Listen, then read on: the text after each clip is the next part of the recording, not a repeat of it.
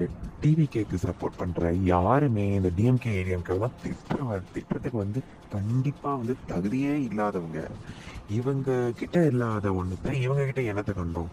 எல்லாமே ஒரே குட்டையில இந்த மட்டைங்கிற மாதிரி தான் இருக்கு. ஒரு உண்மையான லீடருக்கு ஒரு தெளிவான விஷயம் இருக்கணும். இப்போ இருக்க பார்ட்டிஸை விட நான் நிறைய நல்ல ஸ்கீம்ஸை கொண்டு போவேன், இல்லை புதுசு புதுசாக இதை செய்வேன், இல்லை இப்போ நடக்கிற ஆட்சி சுத்தமாகவே சரியில்லை, நான் இதெல்லாம் திருத்தி புதுசாக ஒரு நேஷனாக ஒரு சூப்பரான நேஷனாக நான் கொண்டு வருவேன். இதுதான் ஒரு உண்மையான மோட்டிவாக இருக்கணும். ஆனால் இப்போது எம்எல்ஏ கேண்டிடேட்ஸாக வர்றதே கோடிக்கணக்கில் பணத்தை அள்ளி போட்டு அதில் வந்து இன்வெஸ்ட் பண்ணிட்டு வரானுங்க. அப்போ அதை வந்து எப்படி எடுப்பானுங்க? ஒரு பிஸ்னஸ் ஒரு பிஸ்னஸில் வந்து நம்ம காசு போடுறதே அந்த பிஸ்னஸில் காசு போட்ட காசை விட அதிகமான லாபத்தை எடுக்கணுன்றது தான்.